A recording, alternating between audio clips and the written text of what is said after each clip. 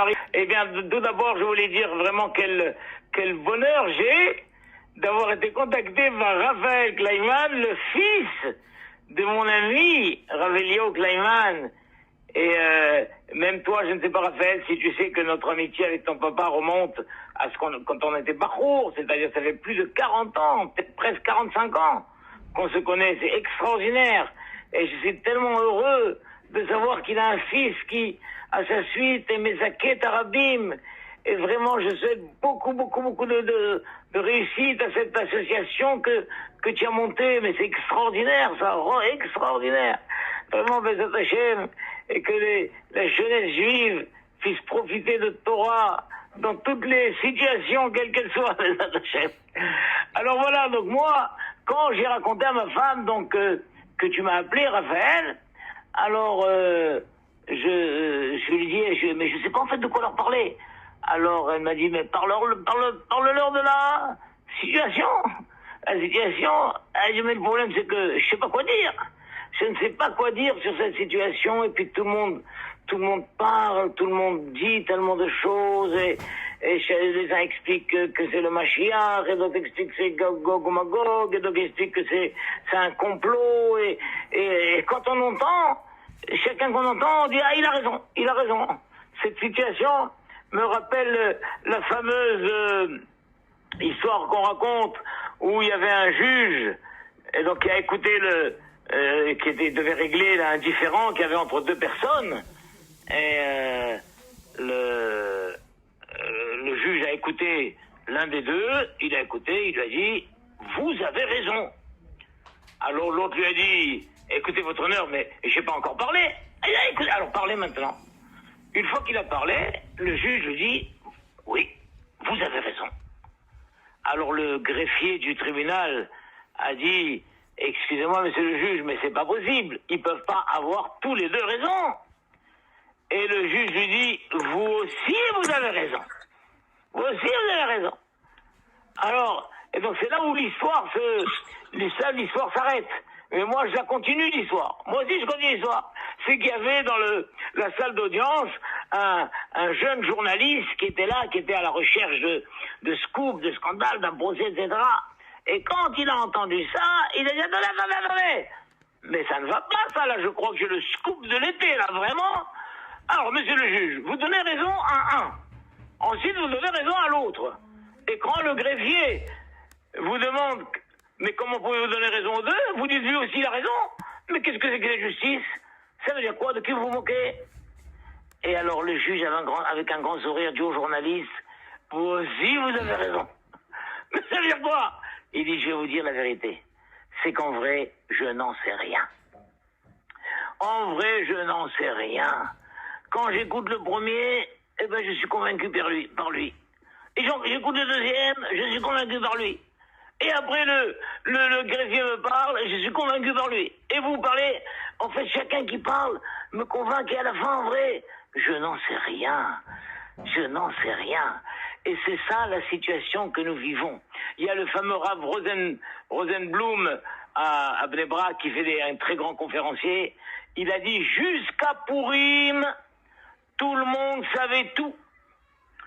On savait, l'un disait, voilà, moi je passe mes vacances cet été à Eilat, l'autre dit, moi je vais me marier ici, et l'autre dit, on va faire la bar mitzvah au Kotel, et l'autre dit, j'ai pris tel orchestre, et j'ai pris tel photographe, et jusqu'à Purim, on savait tout. Et depuis Purim, on ne sait plus rien. Où tu vas te marier? Je ne sais pas. Quelle salle? Je ne sais pas. Quelle date? Je ne sais pas. Moi, j'ai des amis intimes qui habitent à Nice. Ils avaient tout prévu pour faire la bar mitzvah juste 2-3 jours avant Pessah, et ensuite passer Pessah en Israël, la bar mitzvah au Kotel. Fabuleux, tout était monté. Et ben, en fin de compte, ils ont fait une bar mitzvah à Nice, dans leur jardin, avec à peine 10 personnes, et tout est tombé à l'eau.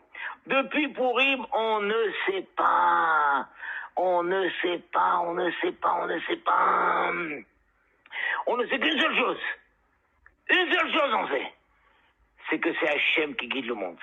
Hachem dirige le monde et il y a Hachem. Et en vrai, Akadosh Baruch Hu, il veut nous mener à cette situation. Il veut mener l'humanité à cette situation où chacun petit à petit arrive à dire on ne sait pas, on ne sait pas, on ne sait pas, on ne sait pas. Le Rav Chaim de Brisk disait, c'était le fils de... Non, le Brisk Rouv, qui était le fils du Rav Chaim de Brisk. Alors le Brisk Rouv, d'ailleurs pour la petite histoire, mon Rav, le Rav Ottenberg Zatzal, le Rouv que ton papa a connu, d'ailleurs ton papa a plusieurs fois fait des tableaux du Rouv. Alors le Rouv, il a étudié chez le Brisk Rouv. Et le Brisk Rouv disait, mon père voyait à 6 mois d'avance. Et moi, je suis capable de voir ce qui se passe aujourd'hui. Et même ça, beaucoup de gens ne le voient pas, ne savent pas ce qui se passe. Même ça, c'est la situation où on est. Aujourd'hui, on vit une situation où au jour le jour, on ne sait pas ce qui se passe. On ne sait pas ce qui se passe. Et Hachem veut que l'humanité arrive à cette situation. Que l'humanité perd de son orgueil de croire qu'elle a tout prévu, qu'elle sait tout, qu'elle contrôle tout. Il faut arriver à ce que chacun dit, on n'en sait rien.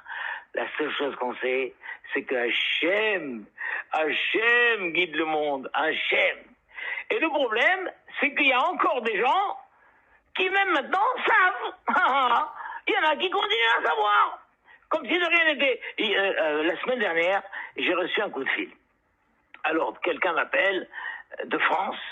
Voilà, Rav, est-ce qu'on peut prendre telle ou telle personne pour être Sandak? D'accord? Donc Sandak, tout le monde sait, c'est celui qui tient le bébé pour la Brit Mila. Alors, je dis pourquoi? Bon, il m'expose la raison, tatati. Bon, à la fin, j'ai écouté, c'est une question un peu compliquée. Je vais me renseigner, mais j'espère avoir la réponse d'ici 1 heure. Est-ce que c'est urgent? Alors, il était 4 heures l'après-midi. Est-ce que la Brit Mila est pour aujourd'hui ou pour demain? Alors, quand j'ai raconté ça à mes enfants, donc j'ai dit, alors les enfants, d'après vous, la Brit Mila, c'est quand? C'est aujourd'hui ou demain? Alors mes enfants m'ont dit, non, c'est demain, c'est sûr. C'est demain, ils vont pas t'appeler à 16 heures pour une Brit Mila qui a lieu aujourd'hui même. C'est exagéré. Donc tous mes enfants étaient d'accord que la Brit Mila a lieu le lendemain. Eh ben la réponse c'était quoi? Raphaël, tu m'entends? C'était aujourd'hui. Non, la réponse c'est que, mais elle n'a pas accouché encore. Elle n'a pas accouché. Ah bon? Non, elle vient d'apprendre qu'elle attend un bébé et ils sont en train de discuter qui prendront comme Sandak. Alors moi j'ai dit, attendez, vous plaisantez? Mais il faut prier que la grossesse se passe bien. Il faut prier que l'accouchement se passe bien, que la maman soit en bonne santé, que l'enfant soit en bonne santé, que le docteur qui va les accoucher soit en bonne santé. Quoi? Vous en êtes maintenant à réfléchir qui sera le Sandak? Mais nous sommes dans une situation où personne ne sait ce qui se passe du jour au lendemain. Elle n'a pas encore accouché et vous m'appelez pour savoir est-ce qu'on peut prendre tel ou tel Sandak? J'ai dit, vous êtes fort, parce qu'aujourd'hui personne ne sait rien. Et vous savez encore tout. Et le bon, c'est là ou non? Tu comprends? Il y a des gens qui... Hachem, il veut que maintenant, on arrête d'être sûr de tout. On est sûr de tout, ça y est. On sait que c'est un garçon, et on sait qu'elle va accoucher, et on sait ça, on connaît même le prénom. On se demande juste qui on prend comme Sandak. Mais c'est fini ce temps-là où on est sûr de tout. Aujourd'hui, il faut prier Hachem. Il faut prier Hachem. Incroyable. La semaine dernière aussi, une de mes anciens élèves m'a appelé pour me dire, voilà, Ra, je vous appelle pour donner des nouvelles, etc. Alors là-dessus, je lui ai dit, où tu en es avec ton mariage? Alors elle me dit, non, en fait, je suis plus avec lui, avec le garçon avec elle était, et aujourd'hui, je me fiance avec un autre. Je dis, ah, aujourd'hui, Mazel Tov, aujourd'hui tu te fiances? Elle me dit, non, pas aujourd'hui, en décembre. En décembre, je me fiance.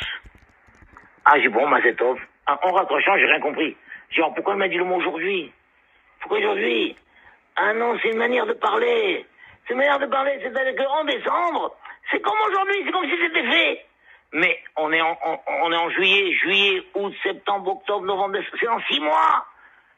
Dans 6 mois, elle se fiance, elle appelle ça aujourd'hui. Mais qu'est-ce qui peut se passer en 6 mois? Qu'est-ce qui peut se passer en 6 mois? Ce qui est dans 6 mois, tu appelles ça aujourd'hui? Donc je me suis dit, tiens, il y a encore des gens qui n'ont pas compris. Akadosh veut nous mener à une situation où on ne sait pas. La seule chose qu'on sait, c'est que c'est Hachem qui dirige le monde. C'est que c'est Hachem qui fait les événements. C'est lui qui fait ça. Et le Rambam, il nous dit, dans Ilchot Ta'anit, mitzvah ta'aseh min Torah. Il y a une mitzvah de la Torah dans les 613 mitzvot. L'une des 613 mitzvot, c'est l'izrok, de crier, velaria, et de sonner dans des trompettes, ba'atosrot, sur tous les malheurs qui arrivent sur la communauté. Que chacun doit se dire, on doit prier, et afin d'écarter la sécheresse, d'écarter les épidémies, d'écarter les sauterelles, et toutes sortes de malheurs qui s'abattent sur le monde. Il faut crier dessus, et sonner dans des trompettes. Et cette chose-là, le Rambam dit, ça fait partie du processus de tchouva. Parce que lorsque on se met, quand un malheur s'abat sur le monde, et qu'on se met à crier, et qu'on sonne dans des trompettes qui sonnent comme des chauffards, vous voyez, la hatosrot, on sonne dans les trompettes, et on réalise que ce sont sûrement nos comportements qui ont amené cette situation. Et quand on va faire tout ça, c'est ça qui va entraîner qu'Hachem va retirer la tzara, le malheur. Aval, dans la halakha Gimel, dit comme ça. Aval imlo izaku.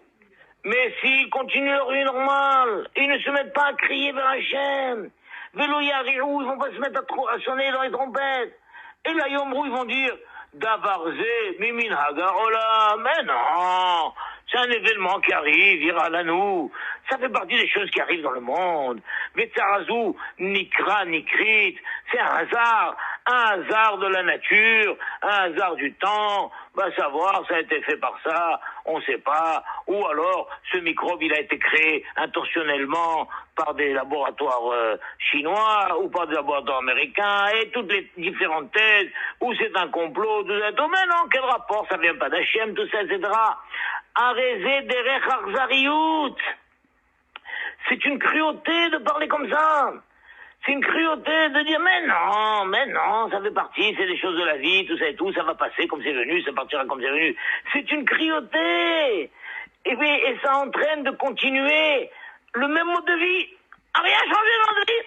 On sait tout, on est puissant, on a tout prévu, on sait tout ce qui se passe, il n'y a aucun problème, il n'y a aucune rame.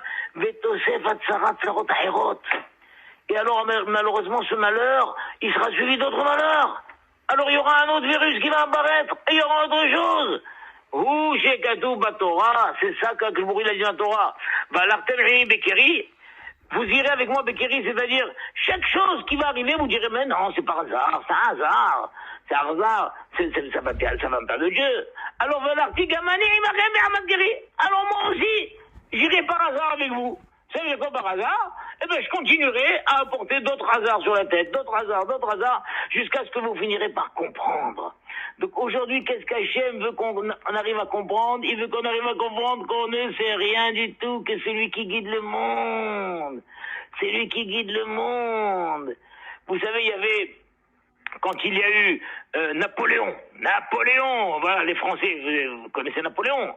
Alors Napoléon est monté sur le trône de France en 1804. Et puis en 1805, il a décidé de s'occuper de la question juive. Et il a lancé le grand projet de réouvrir le grand Sanhédrin. Et il a réuni comme ça des membres de toute la France et tout il y avait une très très belle chose. Et en fin de compte, le 9 février 1807, il y a eu l'ouverture du grand Sanhédrin, sous la présidence d'un tzaddik, le Rav David Zonsheim, c'était le Rav de Strasbourg. Et donc, le 9 février 1807, il y a eu l'ouverture du Grand Sanhédrin avec 70 membres, comme à l'époque du Grand Sanhédrin. Et le Grand Sanhédrin devait travailler, devait répondre aux 12 questions. Il y a les fameuses 12 questions que Napoléon a posées au Grand Sanhédrin, et le Grand Sanhédrin devait répondre à ces 12 questions, et puis il leur a demandé d'organiser toute la communauté juive, et c'est là d'où vient la naissance des consistoires, le consistoire central, les consistoires départementaux, et le Grand Sanhédrin a parlé. Et il a fallu ils ont travaillé presque 2 ans et demi, et le 12 décembre 1809, presque 2 ans et demi, le grand Rav David Weinstein avait une délégation, sont allés présenter à l'empereur Napoléon le résultat du travail du Grand Sanhédrin. Et donc Napoléon les a reçus, et puis après quelques paroles d'usage, la première question que Napoléon a posée, il leur a dit: commencez-vous à corriger les plus mauvais d'entre vous? Voilà, ça c'était la question de Napoléon. Parce que Napoléon, c'était ça son grand projet, c'était régénérer la nation juive. Il y a trop de mauvais dans ce peuple, il disait, on va les régénérer. Et donc c'est ça qu'il dit. Alors, commencez-vous à corriger les plus mauvais d'entre vous? Et c'est là qu'il y a la fameuse réponse de Rav David Weinstein qui lui a dit: Sire, ils seront tous dignes d'être des sujets de votre majesté. Ah, j'ai toujours aimé cette phrase. Comment il a répondu sur place, le Rav: Sire, ils seront tous dignes d'être des sujets de votre majesté. Mais je me suis dit, quand le Rav David Weinstein, il a donné cette réponse, et en fait, il a levé les yeux au ciel, et c'est Hachem qui l'a dit. Sire, il parlait d'Hachem. Hachem, les Juifs seront tous dignes d'être des sujets de votre majesté, de Hachem. Et c'est vrai qu'il a dit ces mots à Napoléon, mais sa kavana, elle était que Be'ezrat Hachem, les Juifs deviendront tous dignes d'être des sujets d'Hachem Ilbarach. Et aujourd'hui, la période que nous vivons, ça veut dire quoi? Être digne d'être des sujets d'Hachem, c'est de baisser la tête et de dire: Hachem. Le monde, avec la technologie, depuis l'ère industrielle, le monde a su qu'il dominait tout. C'était la tour de Babel, en fait. On dominait tout. On arrivait jusqu'au ciel. On n'avait plus besoin de rien, on n'a plus besoin d'Hachem. Et d'un coup, le monde est perturbé, et le monde doit dire: Hachem, nous ne savons rien. C'est toi qui sais tout. C'est toi qui dirige le monde. Et effectivement, Be'ezrat Hachem, vous savez qu'il y a le Sefer Ishaïa. Sefer Ishaïa, c'est une très grande prophétie, c'est extraordinaire. Quand on lit Ishaïa, on voit comment, au fur et à mesure de l'histoire, les événements se sont déroulés tels que tous les prophètes ont prévu. Et le dernier chapitre de Ishaïa, le chapitre 66, se termine par la fin des temps, et le passouk est très joli, et Hachem dit: Ve'el ze habite. Et voici dans la fin des temps, vers qui portera mon regard? Ve'el ze habite.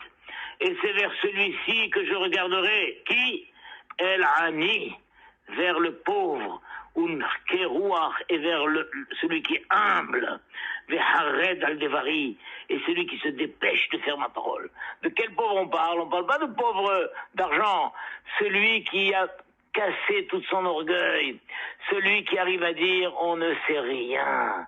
On ne sait pas ce qui va se passer demain. D'ailleurs, moi, j'ai reçu une lettre d'invitation d'un voisin très sympathique. Voilà, il se marie là, tout béard, maintenant, après Shabbat, la semaine prochaine.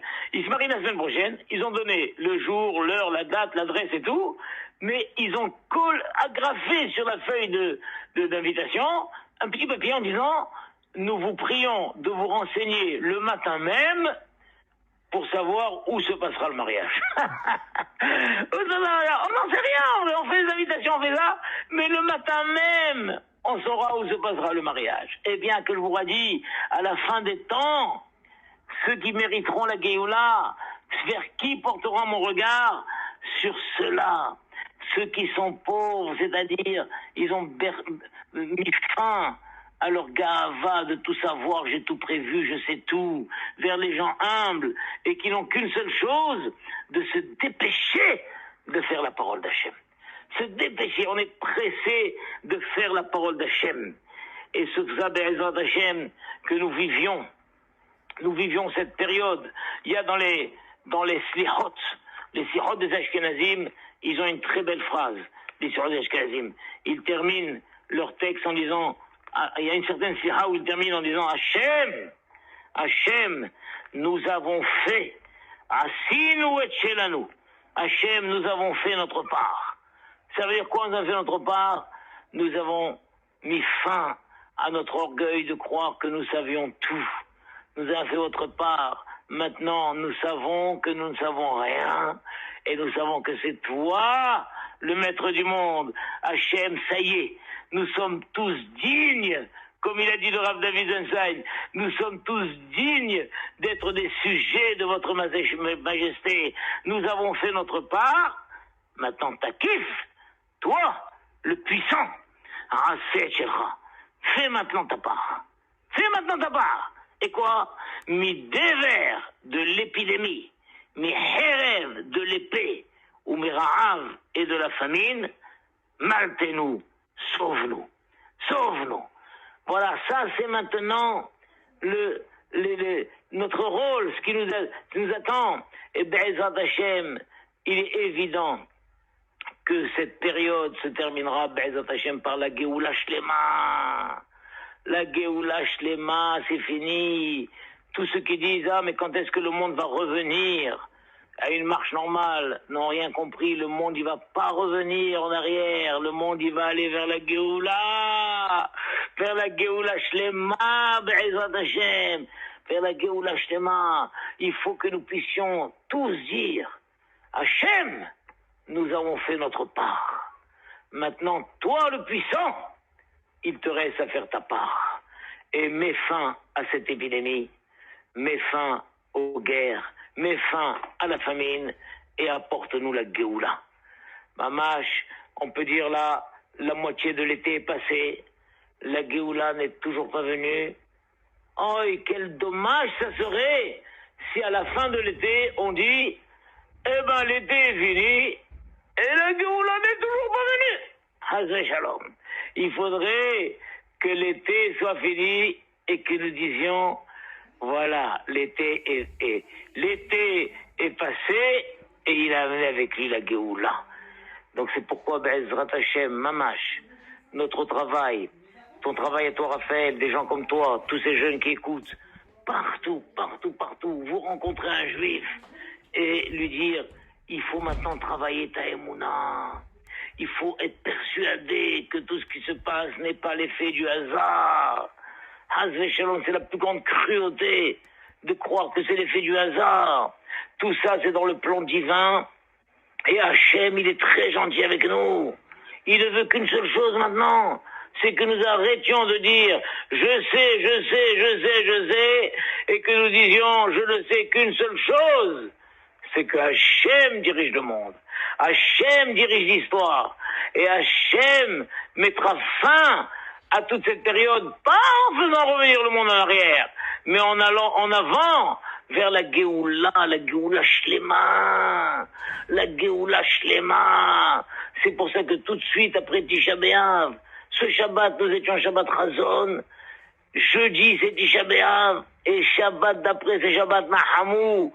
Et le Pasuk dit Nahamou Ami. Consolez mon peuple. Pourquoi deux fois? Pourquoi consoler? Alors les Mefarshim me disent consoler, parce que ils ont fauté doublement. Je les ai frappés doublement, mais ils méritent d'être consolés doublement. De quelle manière Hachem nous a frappés doublement? Il nous a pris le premier Beth Amikdash, bam! Il nous a pris le deuxième Beth Amikdash, bam! Alors Hachem dit, puisque je les ai frappés doublement, il faut les consoler doublement. Alors comment il nous console doublement? En nous redonnant le troisième Beth Amikdash, bravo. Et c'est quoi le doublement? Et en nous donnant la promesse que c'est la dernière fois et que ce Beth Amikdash ne sera jamais détruit. Parce que jusqu'à présent, toutes les consolations qu'il y a eu ont été suivies de nouveau d'un exil. On a été sauvé d'un exil, on a été consolé, et quelques temps plus tard, allez, de nouveau l'exil. Et on est consolé, et de nouveau l'exil. Mais là, que le bourreau dit consolé doublement, en mettant fin à l'exil, et en leur promettant qu'il n'y aura pas d'autre exil. C'est la Géoula Shlema, la Géoula finale. C'est cette Géoula que nous attendons et qui est très, très, très, très proche. Très, très, très, très proche. Vous savez que la fameuse fin de l'histoire doit être faite par Milchemet Gog ou Magog. Et les Sfarim disent que la guerre de Gog ou Magog est en 3 parties. Et à l'époque de la Première Guerre mondiale, beaucoup les tzadikim qui étaient là-bas ont dit c'est la première partie de Gog ou Magog. La Deuxième Guerre mondiale, c'était la 2e partie de Gog ou Magog. Et nous attendons la 3e partie. On ne savait pas, alors on s'attendait à une guerre universelle. Il semble que la 3e partie, ce soit ce Corona qui est là. C'est une guerre universelle. Tout le monde est atteint par ça. Donc à la suite de ça, Be'ezrat Hashem, Bekarov, le plus tôt possible, et il nous appartient à nous les Juifs, il nous appartient à nous les Juifs de déclencher la fin de l'histoire. Comment ? À ce que le maximum de Juifs, à ce que tous les Juifs même, disent aujourd'hui nous ne savons rien. Du jour au lendemain, il y a une seule chose que nous savons. Une seule chose que nous avons, c'est que le Dieu, c'est lui le maître de l'histoire. Tout ce qui se passe, c'est la volonté de Dieu, et il mène l'humanité vers sa rédemption, vers le salut final, quand ça aurait tous la Géoula, la Géoula, la Géoula. Et grâce à une jeunesse comme vous, c'est merveilleux quand il y a des jeunes comme ça. Des jeunes, chaque jeune qui se rapproche de la Torah, ça vaut 1000 vieux. Alors rapprochez autour de vous le maximum de jeunes de Hashem. Raphaël, je te répète, je te souhaite une grande assakra pour ton association. Et il faut aller très très vite, parce que, allez va, on ose le dire, sûrement, Be'ezrat Hashem, si tout va comme il faut, à Rosh Hashanah, le Mashiach sera déjà venu depuis longtemps, Be'ezrat Hashem. Amen, Galératson. Voilà, mes chers amis, c'est ce que je voulais vous dire ce soir. J'espère que je vous ai convaincu. On ne sait rien. La seule chose qu'on sait, c'est que Hachem dirige le monde, Be'ezrat Hashem. Amen, Galératson. En disant aujourd'hui, c'est pas compliqué. Il faut la émouna. Il faut dire Anima Amin Be'emouna Shelema. Anima Amin Be'emouna Shelema. Et si vous pouvez, quand vous rencontrez un juif, vous lui dites, fais juste Shema Israël, 6 mots. Shema Israël, Adonai Eloheinu, Adonai Echad. Un juif qui aura la chance d'avoir dit Shema Israël, il pourra avoir la Géoula Be'ezrat Hashem. Be'ezrat Hashem. Mashiach, Ani Ma'amin, oh Ani Ma'amin, Be'emunah Shelema, Be'viat HaMashiach, Ani Ma'amin, Ve'af al pi she'idmameh im kol ze, Achakelo, Bechol yom sheyavo, Bechol yom sheyavo, Ve'af al pi she'idmameh im kol ze, Achakelo, Bechol yom sheyavo, Bechol